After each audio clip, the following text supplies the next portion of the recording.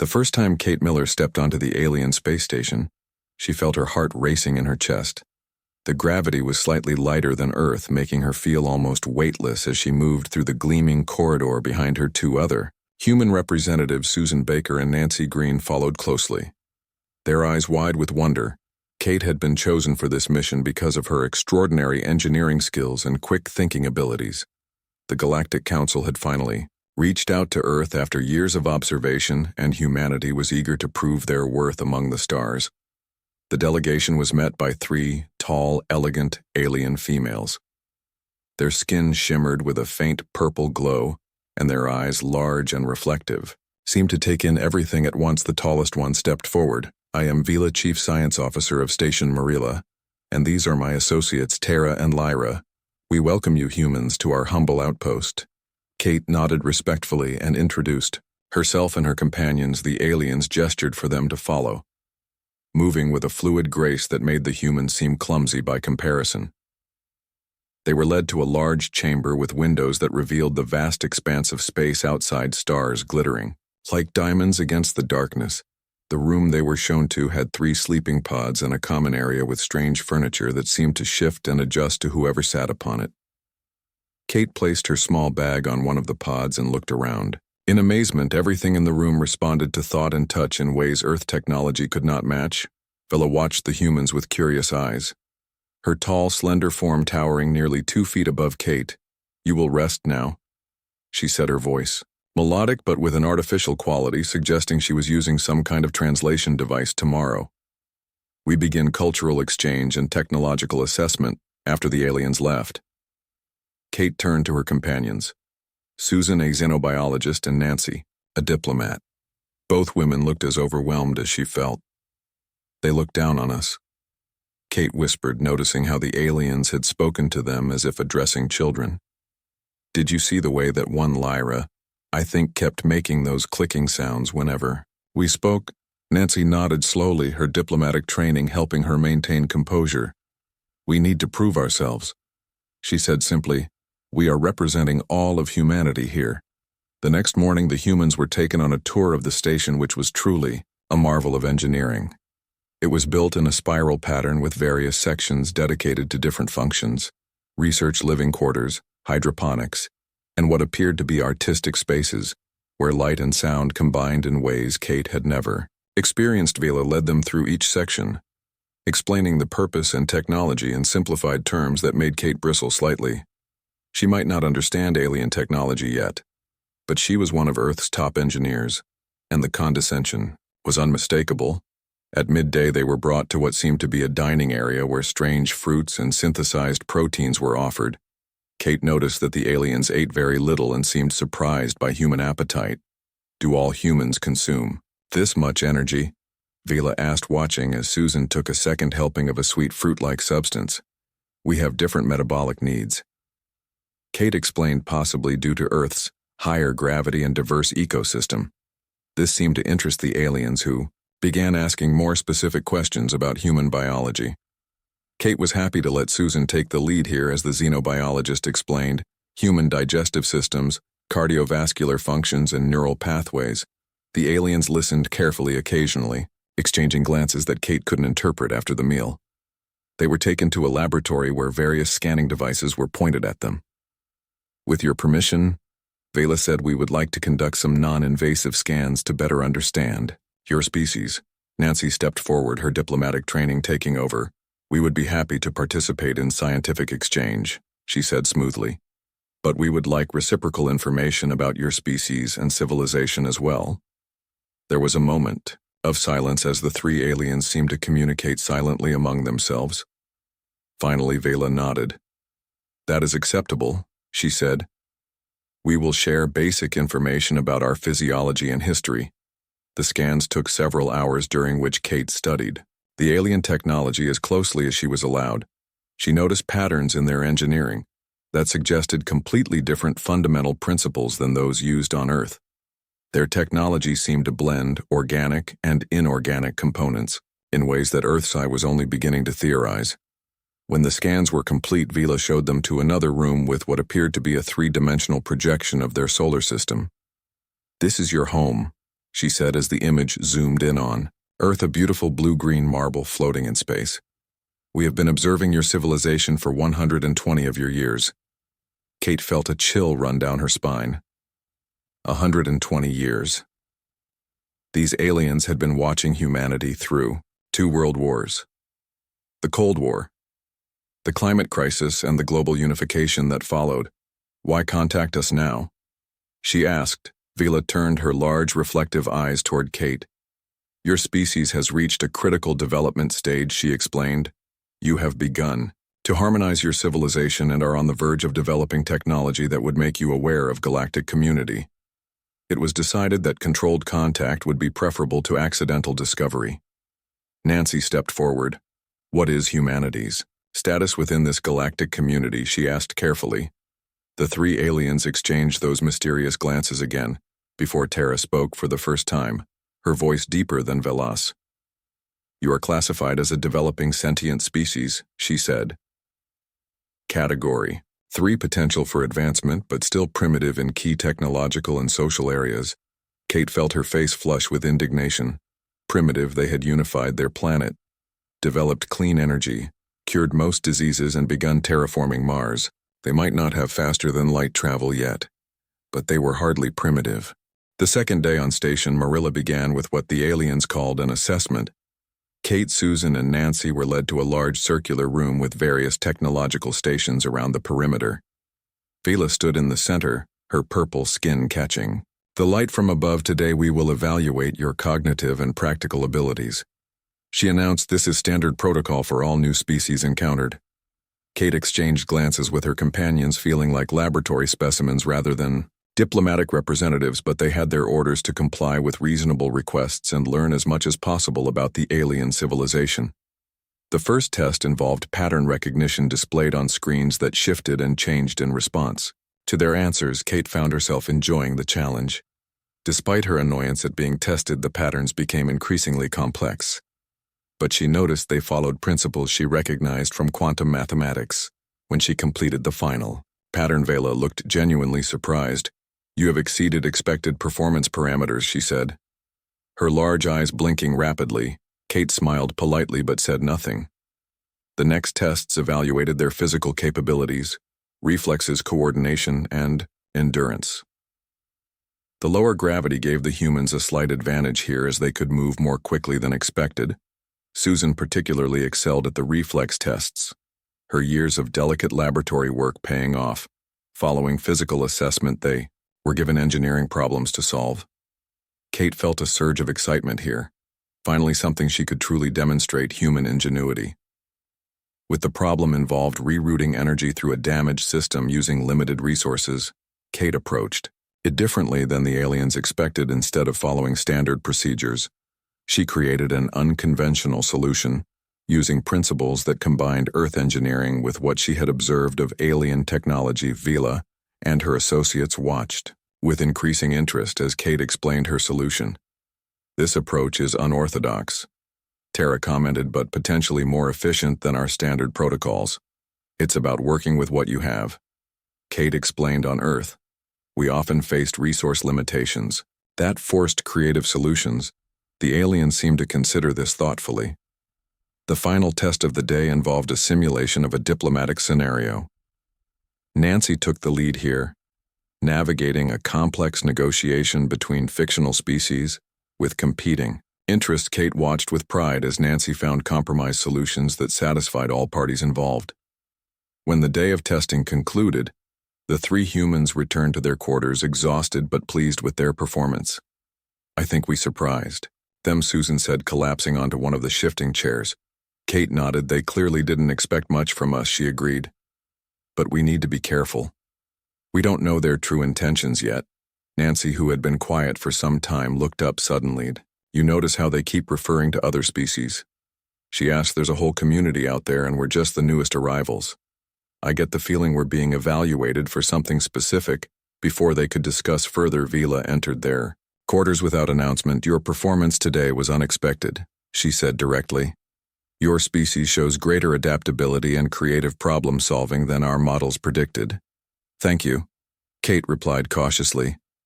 May I ask what these evaluations are for? Vela seemed to consider her answer carefully. The Galactic Council requires assessment of all developing species. She explained, some species are invited to join various alliances based on their potential contributions. And what alliance might Earth be considered for? Nancy asked, her diplomatic training evident in her carefully neutral tone. Vela made a gesture that might have been the alien equivalent of a smile.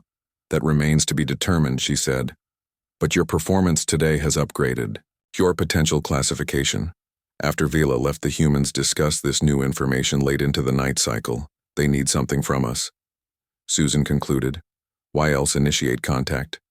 Now Kate agreed there had to be more to this situation than simple scientific curiosity or diplomatic outreach.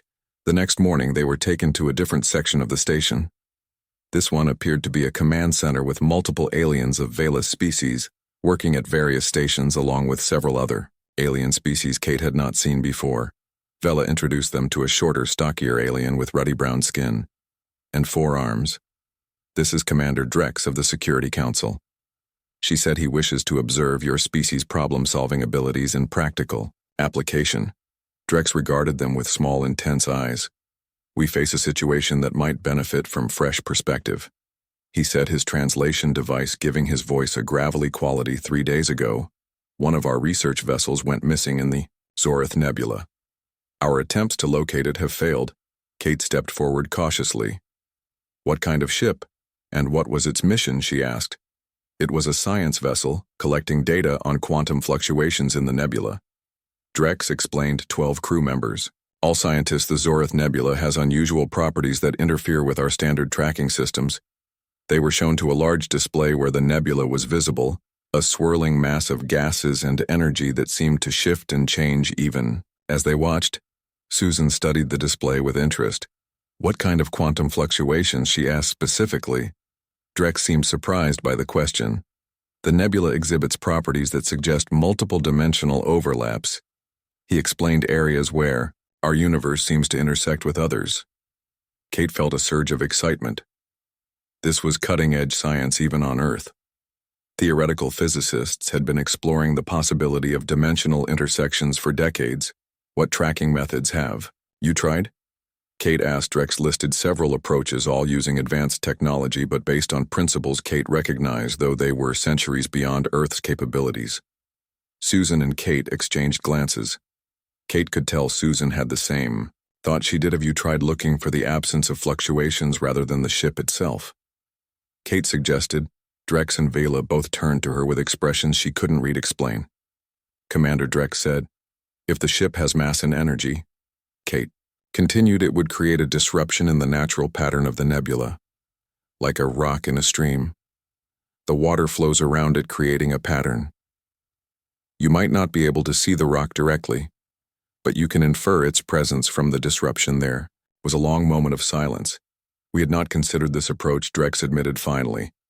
It's how we track certain phenomena in Earth's oceans. Susan added, when we can't see the object directly, we look for how it affects its environment. Vela made a series of rapid clicking sounds to Drex, who nodded. We will implement this approach immediately. He said a vessel will be dispatched to search. Using your methodology, Kate felt a surge of pride. They had contributed something valuable.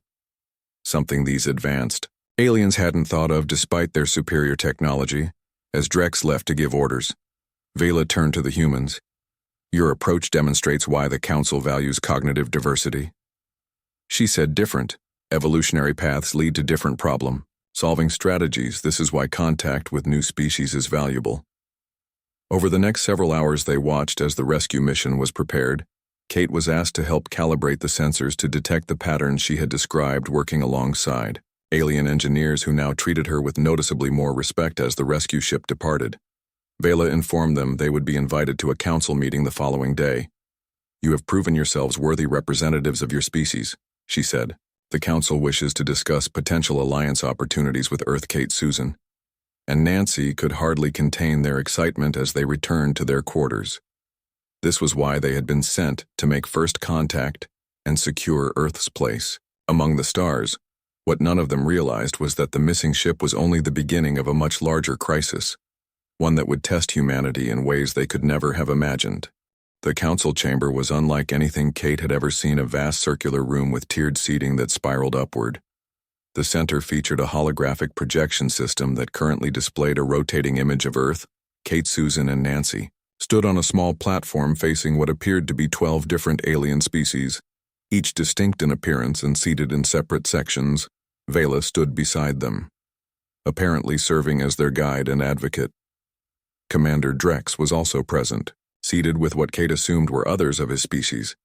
The central figure, a tall, willowy alien with translucent skin and no visible eyes, spoke first, her voice resonating through some kind of amplification system. "We welcome the representatives of Earth to this gathering of the Galactic Council," she said. "I am High Counselor Shira. This emergency session has been called to address recent developments and evaluate Earth's potential role." Kate felt a chill at the words emergency session. This wasn't a simple diplomatic meeting. Something had happened. High Counselor Shira continued. "The rescue ship sent to the Zorith Nebula has located the missing research vessel using the methodology suggested by the human Kate Miller." She gestured toward Kate. "The situation, however, is more complex than anticipated." The hologram shifted from Earth to show what appeared to be the research vessel, partially embedded in what looked like a shimmering wall of energy. "The ship has become trapped at an intersection point between our dimension and another," the High Counselor explained. "The crew is alive but unable to free themselves. More concerning is that the dimensional breach is expanding." Murmurs spread through the council chamber as the various aliens discussed this development. Kate noticed some gesturing toward the humans with what she interpreted as either suspicion or interest. Commander Drex stood and addressed the counselor. "Scientists believe the breach was artificially created," he said. "Evidence suggests it was a deliberate act." The chamber erupted in sounds of alarm and discussion. Shira raised a hand for silence. "We have long known the Vex seek entry to our dimension," Drex continued. "We believe they have found a way to create small breaches using the natural properties of the nebula." Kate leaned toward Vela. "Who is he talking about?" she whispered. "The Vex," Vela explained quietly, "are a species from another dimension who have attempted incursions before they cannot survive in our dimension without technological assistance, but they seek our resources, particularly biological ones." Kate felt goosebumps rise on her arms. Interdimensional invaders. It sounded like science fiction even to someone who was currently standing on an alien space station. The High Counselor turned her eyeless face toward the humans. "The rescue approach suggested by Kate Miller demonstrates a perspective we had not considered," she said. "It raises the possibility that humans might offer insights into the current crisis." A stocky reptilian alien stood, his scales shifting color as he spoke. "Why consult primitive species?" he demanded. "They have barely achieved space travel within their own system." Kate bristled at the dismissal, but Nancy placed a warning hand on her arm. Another counselor, a being that appeared to be made of living crystal, spoke next, her voice creating musical tones. "It is precisely because they are not bound by our established thinking that they may see solutions we cannot," she said. "New perspectives are valuable when facing unknown threats." The debate continued for some time, various counselors arguing for or against human involvement. Kate, Susan, and Nancy stood silently watching the complex political dynamics unfold. Finally, the High Counselor called for order. "We face an unprecedented threat," she declared. "The breach is expanding at an accelerating rate. If not contained, it could potentially spread beyond the nebula, threatening inhabited systems. We must consider all possible resources, including insights from species with different evolutionary paths." She turned toward the humans, representatives of Earth. "Are you willing to assist the Council in addressing this crisis?" Nancy stepped forward as the diplomat. "Earth stands ready to help in any way we can," she said formally.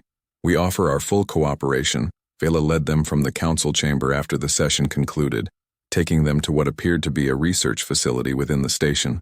Several aliens of different species were gathered around displays showing data from the Nebula commander. Drex approached them, his forearms holding various data devices.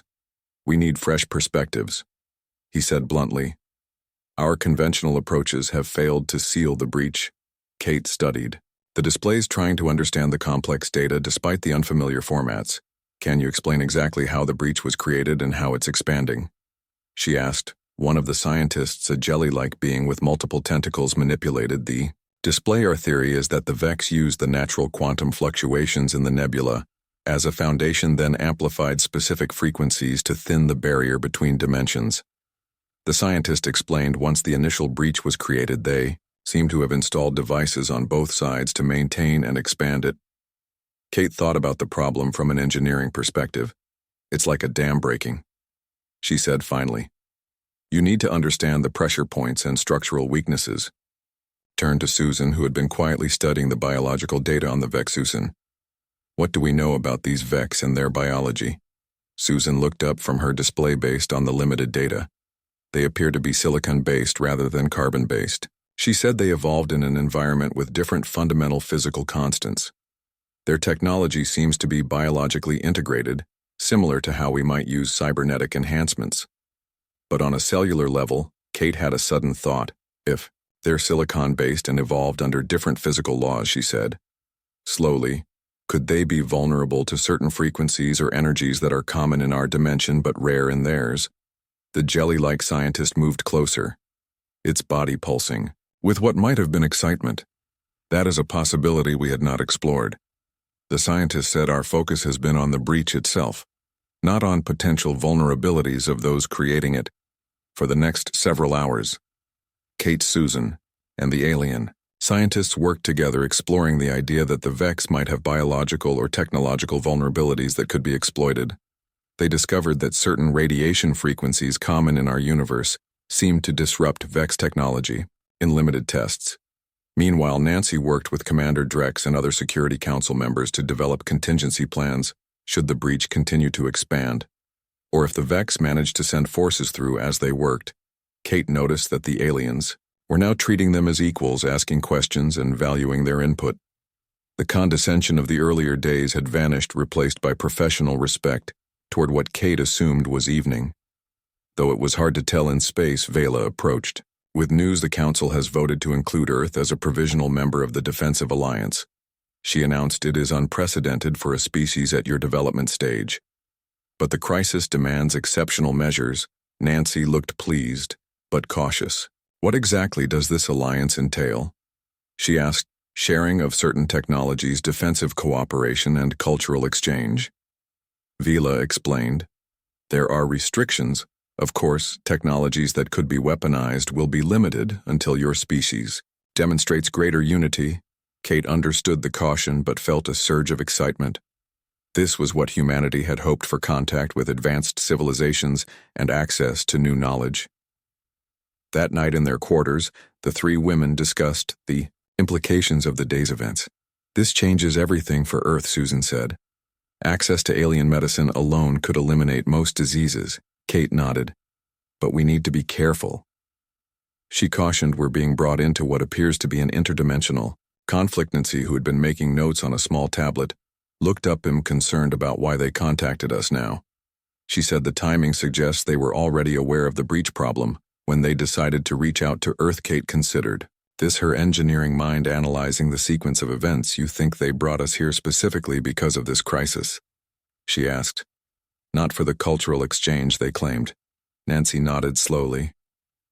I think they may have been studying Earth for longer than they admitted. She said they might have observed our problem-solving approaches and decided we could offer perspectives their civilization lacks. As they discussed these possibilities, none of them noticed the small monitoring device in the corner of their room, recording everything they said. Kate woke to flashing lights and a low alarm sound. Vela entered their quarters, her usually composed demeanor visibly shaken. You must come quickly, she said. The situation has escalated.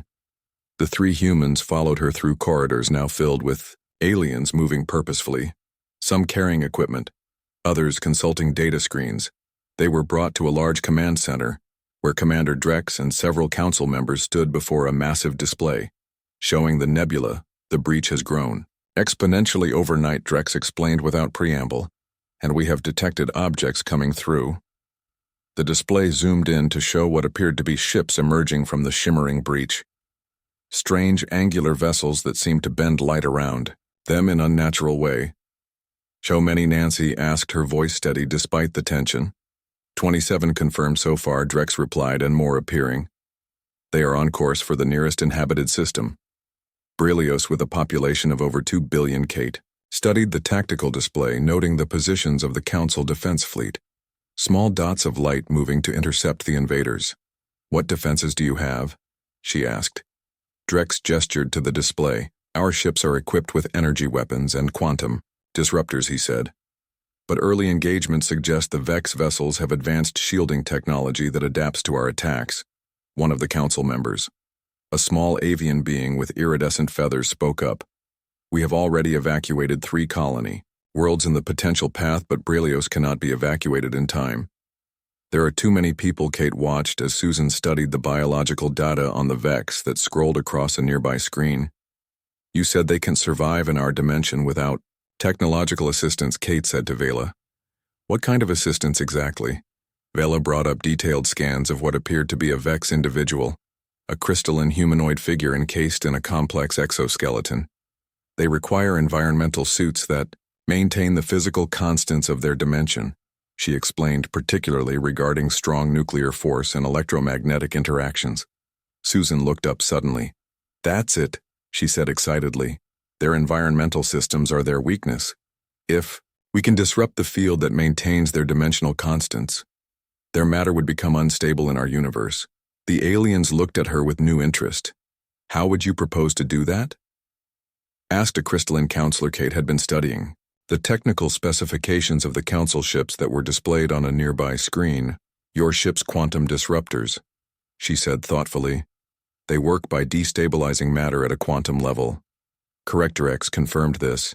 "If we modified them to target the specific frequency of the Vex environmental fields," Susan continued, "we might be able to disable their life support without destroying their ships."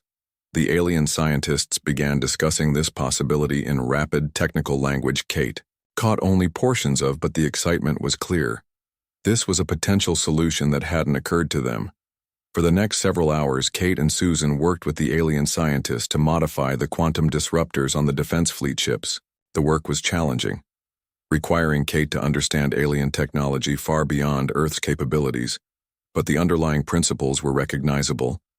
Nancy, meanwhile, was in communication with Earth, sending encrypted updates through a quantum channel. The aliens had provided the situation was being carefully explained to Earth governments, who were understandably alarmed, but also excited by the technological possibilities the Alliance offered. As the modifications were being implemented, the defense fleet engaged the Vex ships at the edge of the Brelios system. Kate, Susan, Nancy, and the Council members watched from the command center as the battle unfolded. The first volley from the modified weapons seemed to have little effect. "It isn't working," one of the scientists said. "Their shields are too strong." Kate studied the energy readings, her mind racing. "The shields are adapting," she realized. "We need to vary the frequencies randomly. Their adaptive systems can't respond to what they can't predict." The modifications were made quickly, and the next attack showed immediate results. Several Vex ships began drifting, their strange angular forms now dark and silent. "It's working." Drex announced the energy signatures of their environmental systems are failing. But the Vex responded quickly, their remaining ships changing formation and emitting some kind of energy pulse that partially restored power to the disabled vessels. "They have contingencies," Susan noted. They must have encountered similar attacks before. The battle continued, with each side adapting to the other's tactics in real time. Kate suggested additional modifications allowing the Council ships to penetrate the Vex defenses, but the Vex ships were numerous, and the Council fleet was taking damage. Suddenly, alarms blared throughout the command center. "Breach expansion. Critical," one of the monitoring officers announced. "The dimensional tear is increasing exponentially." On the main display, the shimmering breach in the nebula was visibly larger, energy cascading outward in waves. "They're deliberately destabilizing it." Drex realized it's not just an invasion, it's a full-dimensional merger. The implications were terrifying. If the breach expanded enough, the physical laws of the Vex dimension could bleed into this, one potentially rendering entire systems uninhabitable. "We need to close that breach."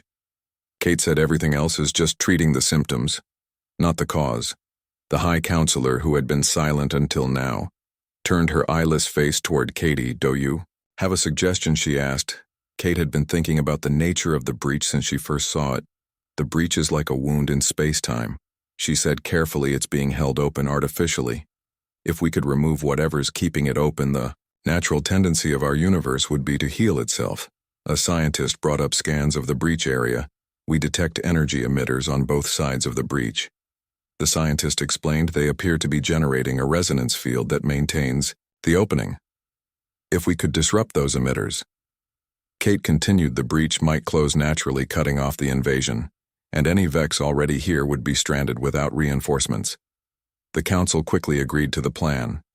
But there was a significant problem: we cannot get close enough to the breach to disable the emitters. Drex explained the dimensional distortions would tear apart any ship that approaches. Kate looked at the specifications of the available ships. Then at Susan, who seemed to have reached the same conclusion.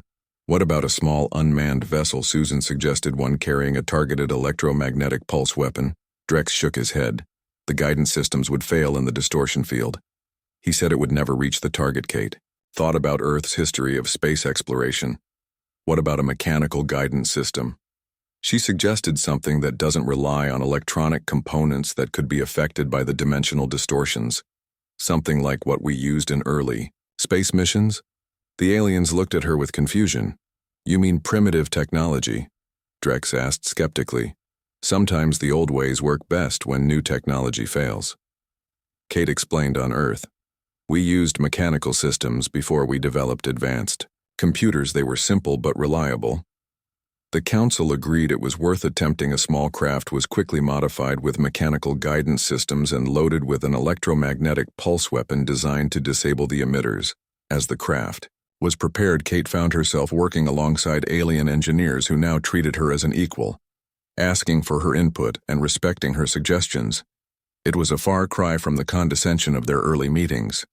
The small craft was launched remotely from one of the council ships. Kate, Susan, Nancy, and the council members watched nervously as it approached the breach, navigating through increasingly severe dimensional distortions. It's working, Vila said with something like awe in her voice. The mechanical systems are maintaining course.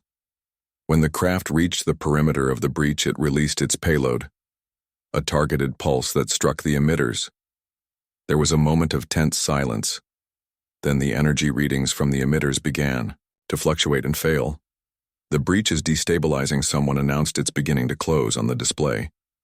They could see the shimmering tear in space beginning to shrink, the edges pulling inward as the natural laws of their universe reasserted themselves. Several Vex ships caught near the breach were pulled back through as it collapsed, while others, now stranded on this side, suddenly lost power. We did it, Susan whispered as the breach finally sealed completely, cutting off the invasion. The command center erupted in sounds of relief and celebration. Kate felt a hand on her shoulder and turned to see Vela. Her usually stoic expression replaced with what might have been a smile. Your primitive thinking just saved billions of lives, she said. 1 week after the breach was closed, Kate, Susan, and Nancy stood once again before the Galactic Council, but this time not as observers or provisional allies. The atmosphere in the council chamber was markedly different. The various alien representatives now regarded the humans with clear respect and interest. High Counselor Shira addressed the assembly, her voice carrying throughout the vast chamber. We are gathered to formally recognize the contributions of Earth in the recent crisis and to propose a new status for humanity within the galactic community. She began. What began as a scientific and cultural exchange has revealed a species with remarkable potential. Kate felt a surge of pride as Shira recounted their contributions, particularly the use of mechanical guidance systems to deliver the weapon that closed the dimensional breach. Earth technology may be less advanced than our own, the High Counselor continued, but their different evolutionary path has produced cognitive approaches that complement our own. Where we have become perhaps overly reliant on advanced technology, humans retain problem-solving flexibility that we have lost. Commander Drex stood and addressed the Council. The Security Council proposes that Earth be granted full alliance status, he announced, with appropriate technology sharing agreements to accelerate their development while ensuring responsible growth. There were murmurs of discussion throughout the chamber, not all of it supportive. The reptilian counselor, who had dismissed humans as primitive, before stood again. We cannot ignore the risk, he argued. Humans have a documented history of violence and territorial expansion. Giving them access to advanced technology could threaten stability in the future. Nancy stepped forward requesting permission to address the council, which was granted. It is true that human history contains conflict and violence. She acknowledged we do not deny the darker chapters of our past, but we have also demonstrated capacity for growth, learning from our mistakes and striving to be better. We have moved beyond many of our historical divisions to achieve global cooperation. She gestured to herself and her companions. We stand before you, not as conquerors, but as explorers and learners seeking to join a community larger than ourselves to contribute what we can and to grow from your wisdom. Kate was impressed by Nancy's diplomatic skill. Her words seemed to resonate with many of the counselors. The crystalline being, who had supported them before, spoke next. The recent crisis has demonstrated the value of diversity in problem-solving. She said the Vex nearly succeeded, because we had become predictable in our thinking patterns. Humans offered approaches we had not considered because of our own evolutionary and technological path. After much further discussion, the council voted. The decision was not unanimous, but a clear majority supported offering Earth full alliance status. The High Counselor turned to the three humans. You will return to Earth as our ambassadors, she said, bringing with you a formal alliance proposal and initial technology sharing agreements. These include medical advances, clean energy production, and limited space travel improvements. We believe your people are ready for Vela. Approached Kate after the formal session had concluded. You will be returning home tomorrow, she said. I have been assigned as liaison to Earth to help implement the technology transfers and cultural exchange programs. Kate smiled at the alien who had first greeted them with condescension and now treated them as equals. I look forward to showing you Earth, she said. There is much beauty there. Despite our primitive status, Vela made a sound that Kate now recognized as laughter. I have been instructed to never use that term again, she said. Apparently it is considered diplomatically insensitive. On their final night aboard the station, Kate, Susan, and Nancy gathered in their quarters, packing the few belongings they had brought and discussing what their return to Earth would mean. Everything changes now, Susan said. Humanity will advance centuries overnight with the medical technology alone. Nancy looked thoughtful. We have to manage this carefully, she said. Sudden technological leaps without corresponding social evolution could be destabilizing. Kate nodded, thinking about the responsibility they carried. Do you think the council is being entirely forthcoming? She asked. Or are there aspects of this alliance they aren't sharing? Before the others could answer, Vela entered carrying what appeared to be gifts, small crystalline objects that shimmered with inner light. These are memory crystals, she explained. They contain educational programs to help your scientists understand the basic principles behind the technologies we will share. She hesitated, then added, I must also inform you that the council has not shared everything. There is another reason Earth was selected for contact. The three women exchanged glances, their earlier suspicions confirmed. The Vex incursion was not the first, Vela continued, nor will it be the last. Long range forecasts suggest dimensional instabilities will increase in the coming decades. Earth sits at a strategic location within the galaxy, one that will become increasingly important. We were right. Nancy said, you didn't contact us simply for cultural exchange. Vela nodded. The council recognized potential in humanity. Yes, but we also need allies in that sector of space, she admitted. Strategically located allies with cognitive approaches different from our own. Kate considered this new information. So Earth is valuable both for our thinking and our location, she said. Vela made an affirmative gesture, but that does not diminish what you have accomplished, she added. Your species has proven its worth regardless of strategic considerations. The alliance is genuine. After Vela left, the three women discussed this new information late into the night cycle. They need us, Kate said finally. As much as we need them, it's not charity or benevolence, it's practical. Susan nodded. Which actually puts us in a better negotiating position than we thought, she pointed out. The next morning they boarded a council ship that would take them back to Earth. They would arrive as heroes bearing gifts of advanced technology and a formal alliance with a galactic civilization. As the ship departed, Kate stood at a viewing port, watching the alien station grow smaller. Vela joined her at the window. Your life will never be the same, she said. None of your lives will. Your world is about to change dramatically. Kate nodded. I know, she replied, but humanity is adaptable. That's what you found valuable about us, isn't it? Vela made the gesture Kate now recognized. As agreement, I have studied your history, she said.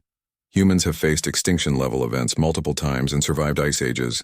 Plagues, asteroid impacts, your species is remarkably resilient. Kate smiled. That resilience will serve us well in the alliance, she said, and in whatever challenges lie ahead, as the ship accelerated away from the station, entering the faster-than-light corridor that would take them home. Kate thought about everything that had happened in the short time since they had first stepped aboard the alien station. They had come as representatives of a species considered primitive, and were returning as equals with the knowledge that humanity had something valuable to offer the wider galactic community. Nancy and Susan joined them at the viewing port, the three women watching as the stars streaked past will be remembered in human history forever. Susan said, the ones who made first contact. Kate shook her head. We just happened to be there. She said, what matters is what comes next. How humanity handles this opportunity. Bella looked at each of them in turn. Based on what I've seen of you three, she said, I have high expectations for your species. As Earth came into view, a beautiful blue-green sphere against the blackness of space, Kate felt a profound sense of hope and possibility. Humanity was about to take its place among the stars, not as conquerors or subjects, but as partners bringing their unique perspectives to challenges that affected all sentient beings. They had proven that sometimes being less advanced technologically could be an advantage. The flexible thinking that came from having to solve problems with limited resources had given humanity insights that more advanced civilizations had lost. And now they were bringing home the greatest gift imaginable, knowledge that humanity was not alone in the universe, and that they had something valuable to contribute to the cosmic community. The ship began its descent toward Earth, where representatives of all nations waited to greet them and hear the extraordinary news they brought. A new era was about to begin,